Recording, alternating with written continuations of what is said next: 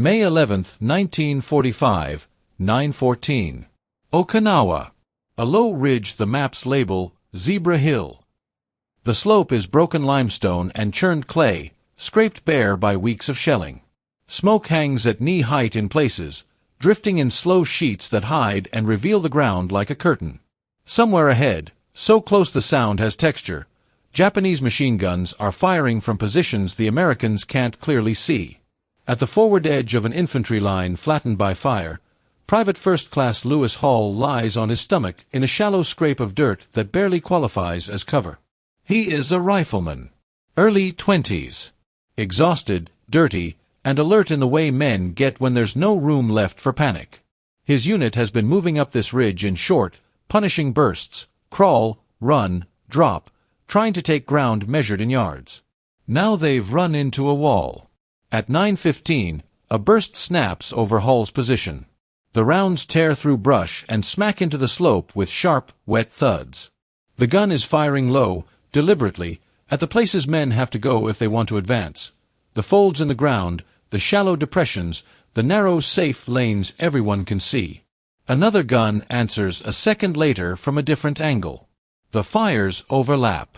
Whoever built these positions understood the terrain. They have created a kill zone that punishes movement and rewards hesitation. The obstacle isn't a trench line.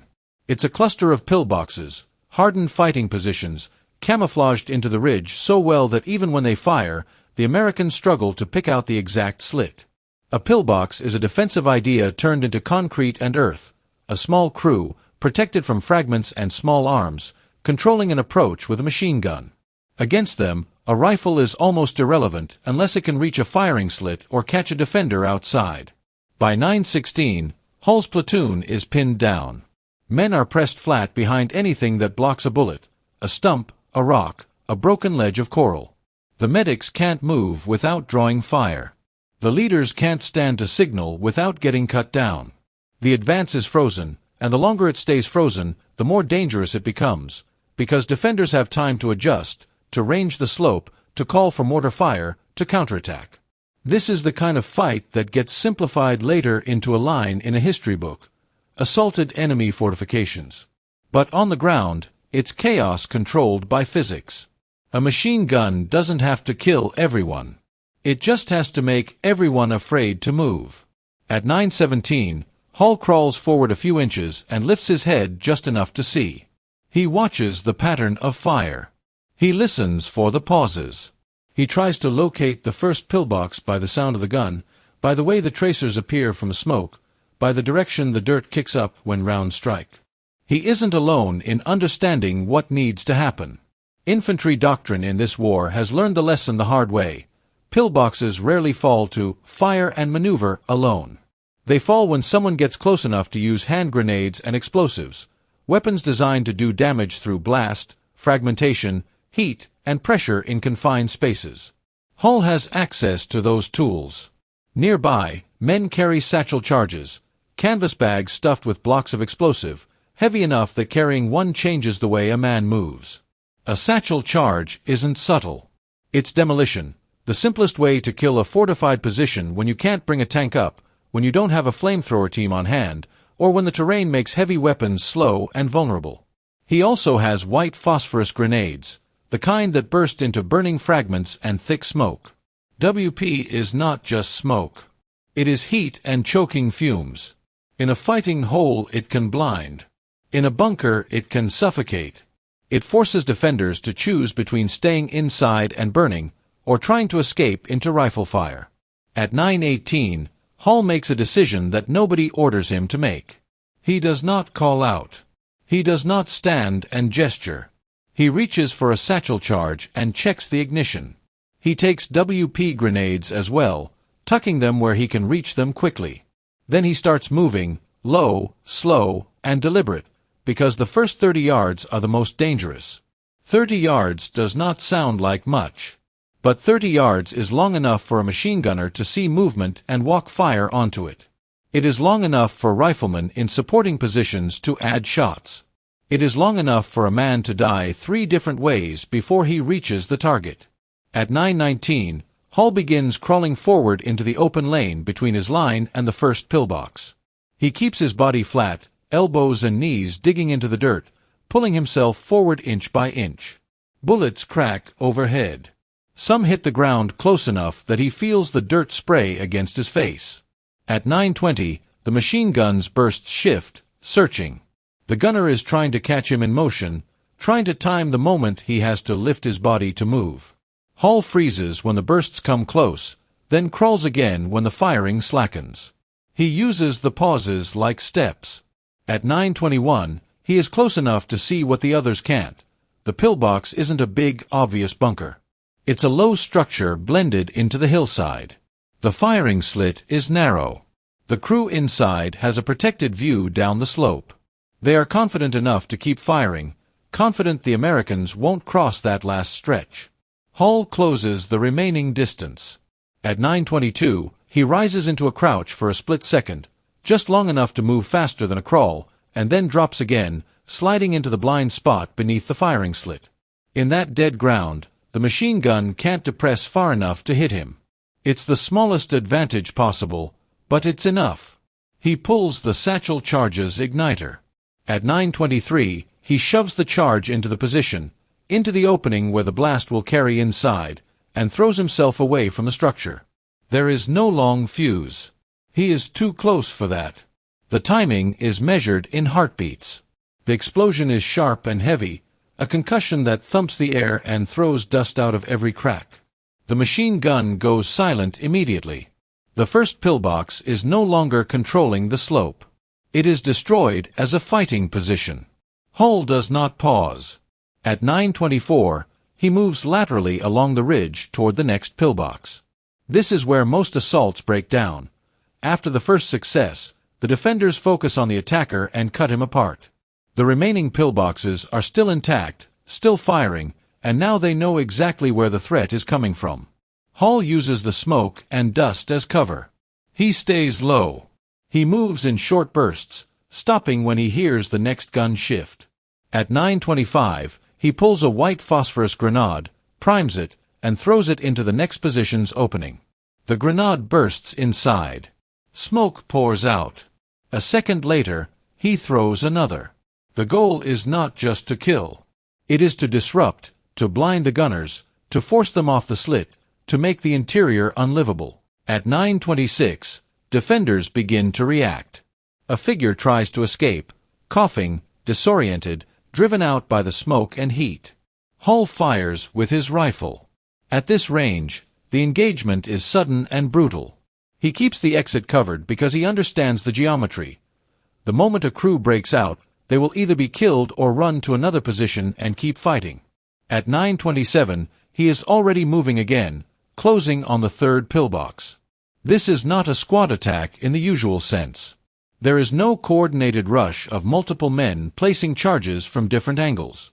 The unit behind him is still pinned, still unable to move. What Hall is doing is closer to a solitary breach, one man carrying the fight forward because the line cannot. At 9:28, he throws WP into the third position. Smoke blossoms. He follows with another grenade. The gun stutters, stops, then fires again as the crew inside tries to regain control. Hall does not let them. At 9:29, he closes in and finishes the job with a second satchel charge, forcing the explosive into the opening and diving away at the last moment. The third position collapses into silence. At 9:30, Hall turns toward the fourth pillbox. 4 positions. 10 minutes. The ridge is still loud with distant fire, but right here, the balance is shifting. The defenders' machine guns are being removed one by one, not by artillery, not by tanks, by a single rifleman with grenades and demolition charges who has decided the only way out is forward. May 11th, 1945, 9:31. Zebra Hill. The fourth pillbox is farther than the others, set slightly higher on the ridge where it can see the slope and cover the approaches to the cluster. It is also the most dangerous now, because it has had time to understand what's happening. 3 guns have gone quiet. Smoke is venting from multiple positions. Any surviving defenders have either died inside, fled, or are trying to regroup. Hull moves anyway. At 9:31, he crawls again, keeping his body flat, pushing forward through loose dirt and crushed vegetation. The ground here is uneven, and the shallow folds that helped him earlier are less generous. He can hear a machine gun firing from the fourth position, short bursts, controlled, searching for him. The gunner is not spraying blindly. He is probing. At 9:32, a burst rips across the slope just ahead of Hull's face. He stops instantly, pressing his cheek into the dirt. He waits for the pause. He listens. The gun shifts again, trying to bracket the dead space where he's hiding. This is the reality of closing on a pillbox. You have to enter the weapon's range and survive long enough to reach its blind spot. If you move too fast, the gun tracks you. If you move too slow, you give the gunner time to adjust. Hull times the next gap. At 9:33, he surges forward in a low sprint for 3 seconds, just long enough to gain several yards, then drops flat again. Dirt and fragments pepper his back. A round snaps close enough that it sounds like it passes through his clothing, but he doesn't stop to check. He cannot afford to. Behind him, his unit is still pinned, watching. They cannot rise and follow, not yet. They can only see flashes and smoke and the lone figure moving between them and the enemy. At 9:34, Hull reaches the last piece of dead ground, an uneven depression beneath the firing slit. From here, the pillbox's gun cannot depress far enough to hit him directly. He is close enough now to hear voices and the metal clatter of the weapon inside. The crew is working under pressure. They know they are being attacked at their own doorstep. Hull pulls a white phosphorus grenade. At 9:35, he primes it and forces it into the opening. The grenade bursts inside, not with a clean fragmentation blast but with a violent spray of burning phosphorus and thick smoke. In the confined interior, the smoke doesn't drift, it fills. The crew coughs. The gun stutters as the gunner loses sight and oxygen. Hull uses that moment. At 9:36, he pulls a satchel charge into position. This is the critical part, placing the explosive where it will do structural damage and kill the occupants. A satchel charge is heavy and awkward, and the fuse timing demands commitment. He has to expose his hands and upper body to push it in, and that exposure is exactly what defenders wait for. But the WP has bought him seconds. At 9:37, he ignites the charge and shoves it into the pillbox aperture. He drops and throws himself away, rolling down the slight grade. The blast hits like a hammer. Dust and debris vent outward. The fourth machine gun stops, hard, final. For a moment, there is a different kind of quiet.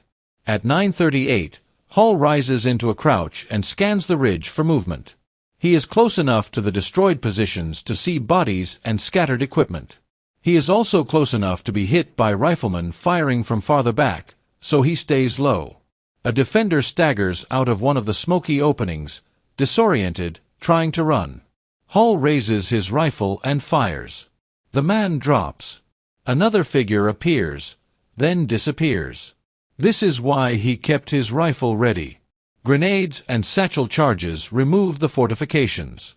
The rifle prevents survivors from escaping and rejoining the fight.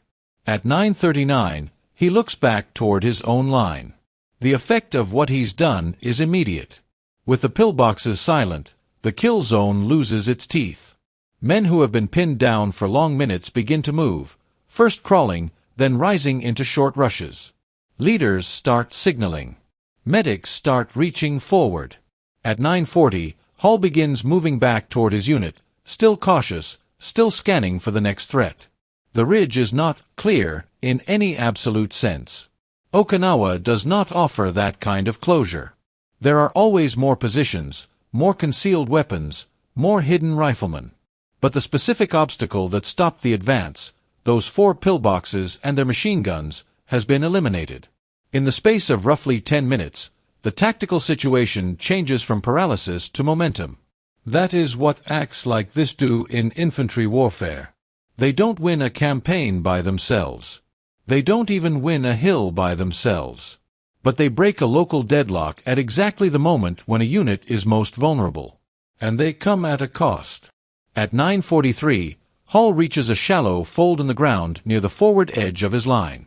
Men shout at him, some words of disbelief, some warnings. Someone reaches out as if to grab his gear. He doesn't stop long. His breathing is heavy, controlled. His hands are shaking slightly, not from fear but from adrenaline and exertion. He has been operating at close range under direct fire. The body reacts to that whether a man wants it to or not. At 9:45, the unit pushes forward, taking advantage of the opening. The ridge ahead is still contested, but the immediate belt of fire has been cut. The platoons begin reorganizing their formation. Ammunition gets redistributed. Grenades get passed forward. A leader points out the next likely enemy position. This is the rhythm of Okinawa: advance into fire, break contact, assault, move again. At 9:52, Japanese rifle fire cracks from a new angle.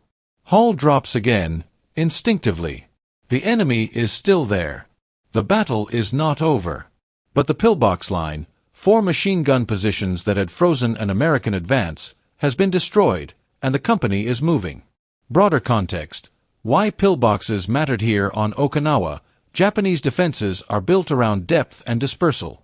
Rather than a single front line, positions are layered across ridges and reverse slopes.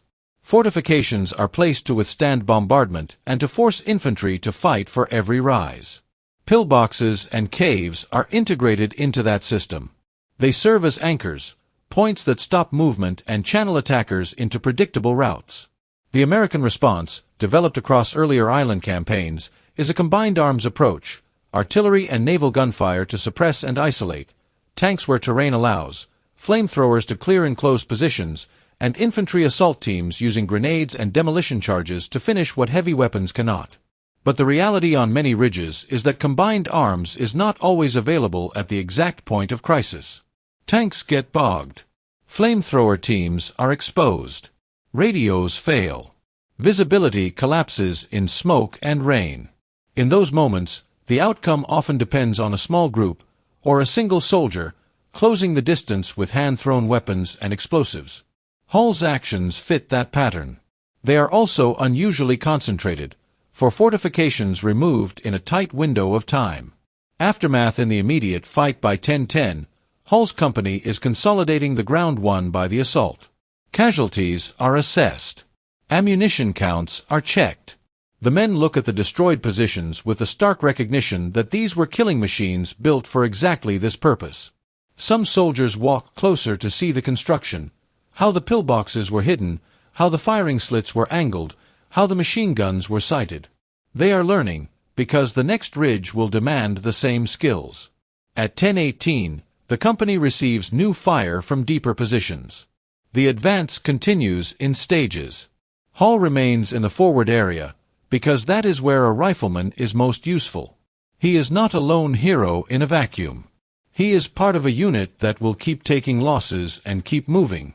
But in the memory of the men who watched him crawl forward and dismantle those fortifications, he becomes something else, a reference point. Proof that the pillboxes can be broken. Proof that the ridge can be taken. It is often said that courage is contagious. In infantry combat, something simpler is true: momentum is contagious. When one man moves forward under fire and survives long enough to make the enemy weapon go silent, it changes what everyone around him believes is possible. Hall's 10 minutes on Zebra Hill does exactly that. May 11, 1945, 10:26. Zebra Hill. The smoke from the destroyed positions is thinning. The slope looks different now. Not safer, just less controlled. Without the interlocking machine gun fire, the ridge stops behaving like a trap and starts behaving like terrain again. At 10:27, Hall's platoon leader pushes men forward in short rushes. 2 at a time. One moves, one covers. The soldiers who were pinned minutes earlier now cross the same ground in bursts of speed, using the same shallow folds Hall used, because nothing about the ground has changed. Only the enemy's ability to punish movement has changed. At 10:31, the first squad reaches the wrecked pillboxes. They don't celebrate. They don't linger.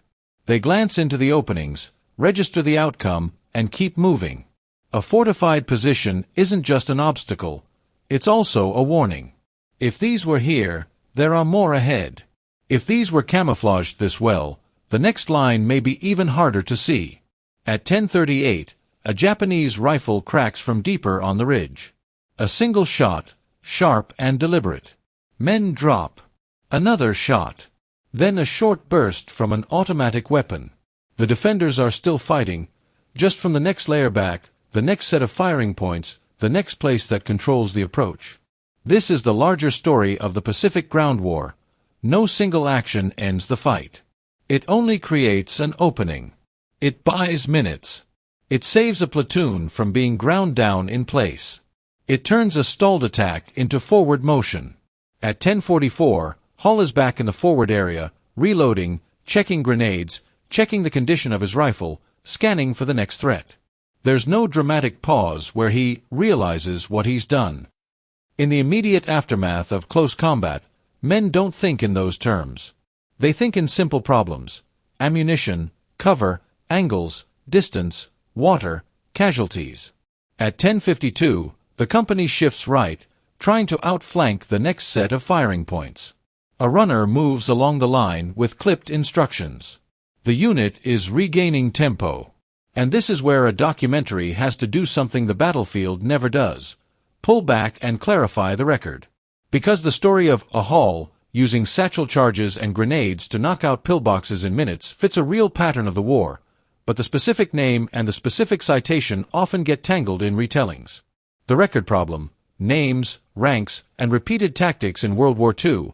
Assaults on pillboxes with satchel charges and grenades happened repeatedly, on coral atolls, in jungle ridges, in volcanic ash, and later in Europe against concrete fortifications. The method was brutally consistent: suppress the firing slit with rifles and automatic weapons. Close the distance under fire. Use WP to blind and flush. Use a satchel charge to seal or demolish the position. Kill or contain survivors before they can reman the gun. Because the tactic is repeated, the stories sometimes blur. One man's action becomes another man's name. A hill on one island becomes the hill on another island. The numbers, pillboxes destroyed, enemy killed, minutes elapsed, get sharpened for effect. So when you go looking for the official Medal of Honor record for Lewis R. Hall, you find something different. Still extraordinary, still Pacific, still posthumous, but not a 10-minute pillbox run. The confirmed Lewis Hall, Guadalcanal, Mount Austen, January 1943, January 10, 1943. Mount Austen, Guadalcanal. The setting is not a limestone ridge on Okinawa. It is jungle, wet, oppressive, and punishing in a way that turns every movement into work. The enemy is not hidden in concrete pillboxes on a slope. He is moving through cover, attacking in numbers, trying to overrun exposed positions. Lewis Hall here is not a private first class. He is Technician 5th Grade Lewis R. Hall, a soldier in Company M, 35th Infantry Regiment, 25th Infantry Division, a unit that fought hard on Guadalcanal after the Marines were relieved. The action is centered on a machine gun. At the moment of crisis, Hall's machine gun squad is responsible for protecting other elements of the battalion.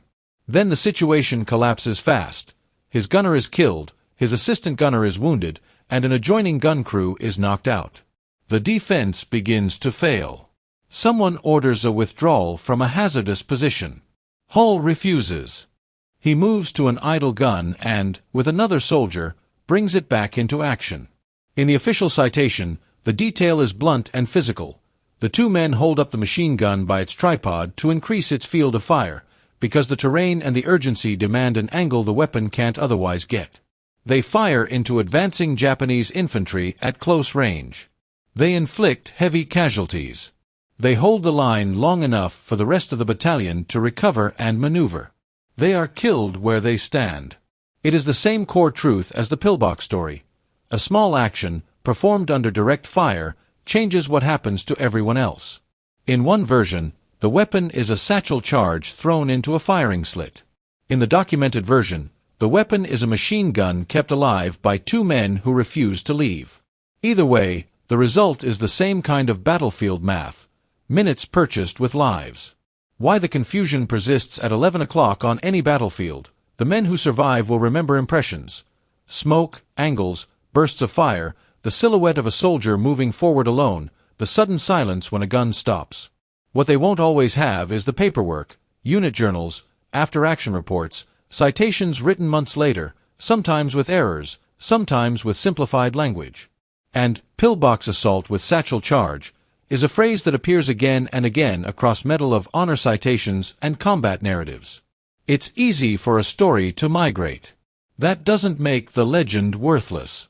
It makes the historian's job harder. What doesn't change? The cost and the legacy, whether the 10-minute pillbox run belongs to a different name or whether it represents a composite of multiple assaults, the tactical lesson remains grounded. Fortified positions rarely collapse from small arms alone. Assault teams succeed by closing distance, exploiting blind spots, and using specialized munitions. Individual initiative can break a stalled attack, at the point where doctrine meets chaos. By 1112, on Okinawa and on Guadalcanal 2 years earlier, the pattern is the same. One act of refusal to stay pinned, refusal to withdraw, becomes a lever that moves a larger fight. In the post-war army, these actions don't just become stories. They become training points. How to approach a fortified position under interlocking fire. How WP behaves in enclosed spaces. Why satchel charges require timing and commitment. Why a machine gun's field of fire is everything, and why crews die trying to keep it. Why leadership sometimes means doing the thing nobody else can do fast enough. Lewis Hall's confirmed legacy, his real, documented action, sits in that category. Not myth. Not abstraction. A specific decision, on a specific day, on a specific ridge, made by a man who understood that if the gun went silent, others would live. January 10, 1943, 1607. Mount Austen, Guadalcanal.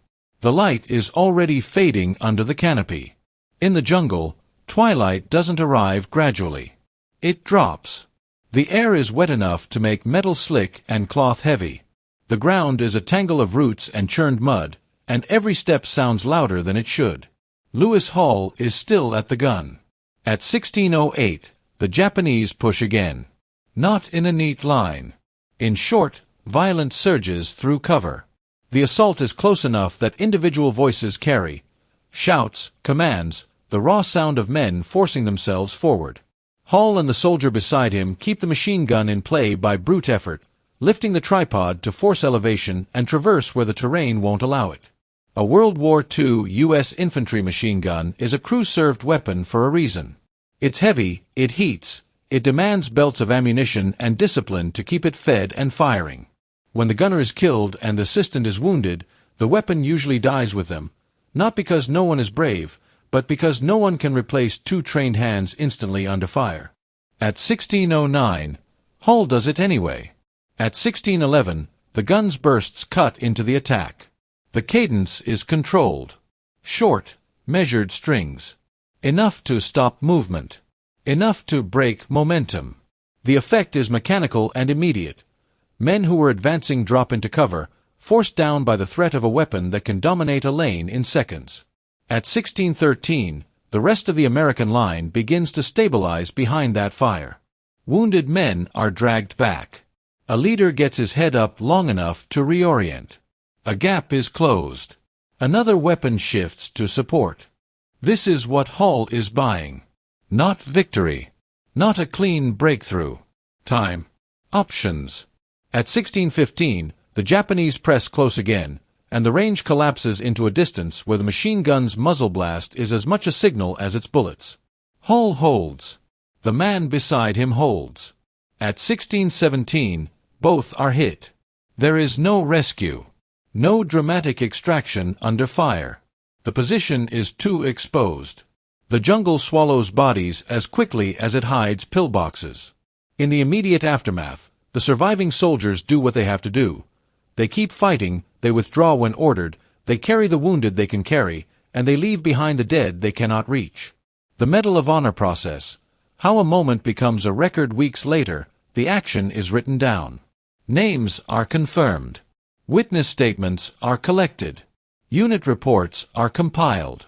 In wartime, paperwork does not move at the speed of combat. It moves at the speed of headquarters, typewriters, and the slow sorting of details that matter because families will read them. For Lewis Hall, the decision is clear enough to survive the fog. He refused to abandon the gun when his crew was destroyed. He kept it firing. He held off an attack at the cost of his life. The citation language is formal, but the meaning is blunt. A posthumous award is not a consolation prize. It is the Army's recognition that the outcome for the unit, and sometimes the outcome for an entire action, pivoted on one man's refusal to quit a position that should have been lost. In the years that follow, Hall's name becomes part of the institutional memory. Why the pillbox version keeps returning the title you started with, grenades, satchel charges, for pillboxes, 10 minutes, fits a real kind of fighting that happened across the Pacific. Infantry did destroy pillboxes that way. They did it repeatedly. Sometimes it was one man. Sometimes it was a two-man team, one suppressing the slit with rifle fire, the other closing with explosives. Sometimes it was a squad working in sequence, WP to blind, fragmentation to clear, satchel charge to collapse or seal the opening. The details are consistent because the physics are consistent. A satchel charge works when it is placed close enough to the structure to couple blast into it. Against a hardened position, placement matters more than sheer explosive quantity. A charge on the roof can crack the slab and shower debris inside. A charge at the entrance can seal the exit and kill by overpressure. A charge forced through a slit can turn a protected room into a pressure chamber. WP grenades work because they change the interior environment. They fill a bunker with smoke and heat. They remove vision. They punish breathing. They force movement.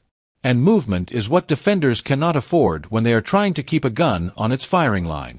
That kind of assault is exactly the sort of action that gets remembered as 10 minutes, even when no one was checking a watch. Combat compresses time. A long minute feels like an hour. 10 minutes can feel like a lifetime. So the pillbox narrative persists because it is plausible, because it happened often, and because it expresses a truth about the Pacific War. At decisive points, infantry had to solve concrete fortifications with hand-carried tools. Hall's documented action is different in method, but identical in consequence. A machine gun held at the edge of collapse is a fortress of its own. It is a pillbox made of steel and courage instead of concrete. Evolution, what the Army learned and taught after Guadalcanal and through the rest of the war, the U.S. Army refined its approach to fortified positions and close assaults. Assault teams became more formal, riflemen paired with men carrying demolition charges. Grenade employment became more systematic, smoke and WP to obscure, fragmentation to kill exposed defenders, satchel charges to finish structures.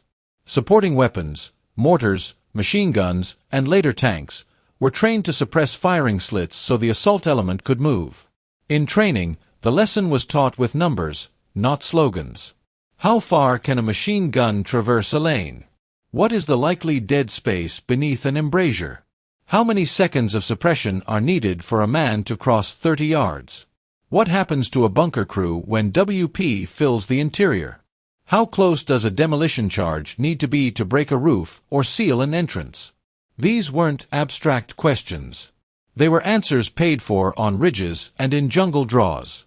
Men like Hall became the example instructors used when explaining why a weapon must stay in action even when a crew is destroyed, why a machine gun is not support, but a pillar holding an infantry line upright, and why abandoning a key gun at the wrong moment can turn an organized defense into a rout.